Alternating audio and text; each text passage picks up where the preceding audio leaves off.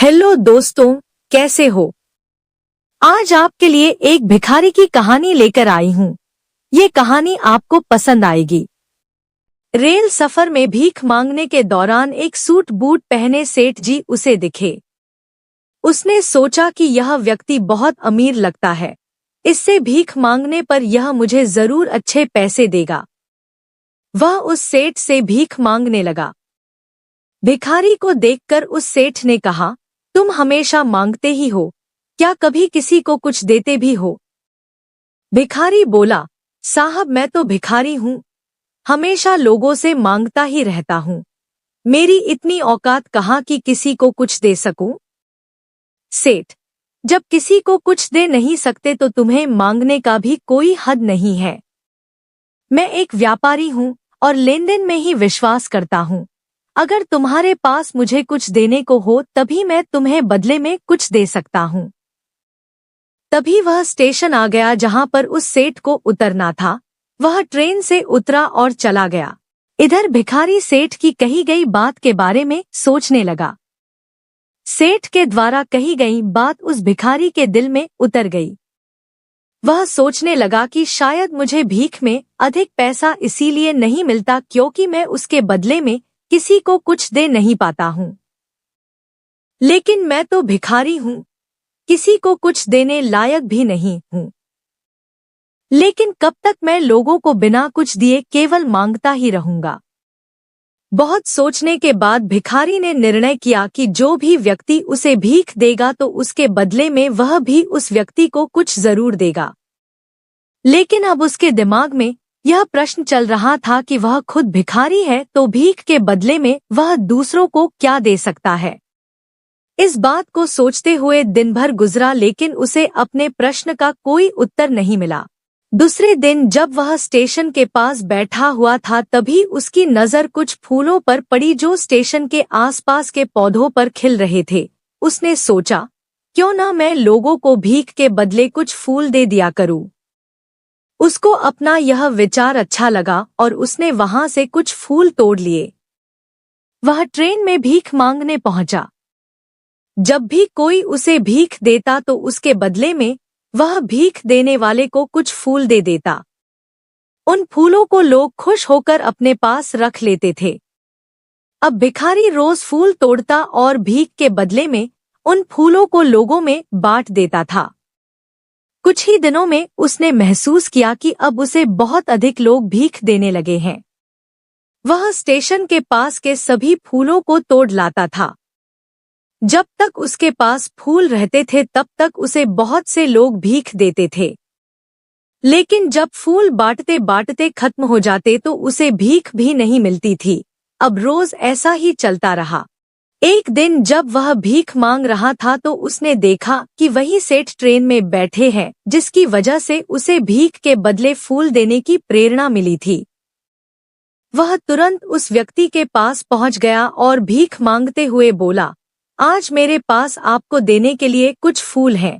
आप मुझे भीख दीजिए, बदले में मैं आपको कुछ फूल दूंगा।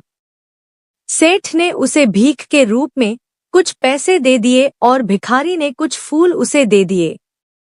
उस सेठ को यह बात बहुत पसंद आई। सेठ ने कहा, वाह क्या बात है, आज तुम भी मेरी तरह एक व्यापारी बन गए हो। इतना कहकर फूल लेकर वह सेठ स्टेशन पर उतर गया। लेकिन उस सेठ द्वारा कही गई बात एक बार फिर से उस भिखारी के दिल में उतर गई। वह बार बार उस सेठ के द्वारा कही गई बात के बारे में सोचने लगा और बहुत खुश होने लगा। उसकी आंखें अब चमकने लगी। उसे लगने लगा कि अब उसके हाथ सफलता की वह चाबी लग गई है जिसके द्वारा वह अपने जीवन को बदल सकता है। वह तुरंत ट्रेन से नीचे उतरा और उत्साहित होकर बहुत तेज आवाज में ऊपर आसमान की ओर देखकर बोला, मैं भिखारी नहीं हूँ, मैं तो एक व्यापारी हूँ। मैं भी उस सेठ जैसा बन सकता हूँ। मैं भी अमीर बन सकता हूँ। लोगों ने उसे देखा तो सोचा कि शायद यह भिखारी पागल हो गया है। अगले दिन से वह भिखारी उस स्टेशन पर फिर कभी नहीं दिखा। एक वर्ष बाद इसी स्टेशन पर दो व्यक्ति सूट बूट पहने हुए यात्रा कर रहे थे। दोनों ने एक दूसरे को देखा तो उनमें से एक ने दूसरे को हाथ जोड़कर प्रणाम किया और कहा, क्या आपने मुझे पहचाना? सेठ ने कहा, नहीं तो। शायद हम लोग पहली बार मिल रहे हैं। भिखारी ने कहा, सेठ जी, आप याद कीजिए, हम पहली बार नहीं बल्कि तीसरी बार मिल रहे हैं। सेठ ने कहा, मुझे याद नहीं आ रहा, वैसे हम पहले 2 बार कब मिले थे? अब पहला व्यक्ति मुस्कुराया और बोला, हम पहले भी 2 बार इसी ट्रेन में मिले थे। मैं वही भिखारी हूँ जिसको आपने पहली मुलाकात में बताया कि मुझे जीवन में क्या करना चाहिए और दूसरी मुलाकात में बताया कि मैं वास्तव में कौन हूँ। नतीजा यह निकला कि आज मैं फूलों का एक बहुत बड़ा व्यापारी हूँ और इसी व्यापार के काम से दूसरे शहर जा रहा हूँ। आपने मुझे पहली मुलाकात में प्रकृति का नियम बताया था, जिसके अनुसार हमें तभी कुछ मिलता है जब हम कुछ देते हैं। लेन देन का यह नियम वास्तव में काम करता है। मैंने यह बहुत अच्छी तरह महसूस किया है, लेकिन मैं खुद को हमेशा भिखारी ही समझता रहा। इससे ऊपर उठकर मैंने कभी सोचा ही नहीं था और जब आपसे मेरी दूसरी मुलाकात हुई तब आपने मुझे बताया कि मैं एक व्यापारी बन चुका हूँ। अब मैं समझ चुका था कि मैं वास्तव में एक भिखारी नहीं बल्कि व्यापारी बन चुका हूँ। भारतीय मनीषियों ने संभवतः इसीलिए स्वयं को जानने पर सबसे अधिक जोर दिया और फिर कहा, समझ की ही तो बात है। भिखारी ने स्वयं को जब तक भिखारी समझा वह भिखारी रहा। उसने स्वयं को व्यापारी मान लिया, व्यापारी बन गया। जिस दिन हम समझ लेंगे कि मैं कौन हूँ, तब हम भी बहुत आगे निकल सकते हैं और हर काम हमारे लिए आसान हो जाता है। कहानी सुनने के लिए धन्यवाद।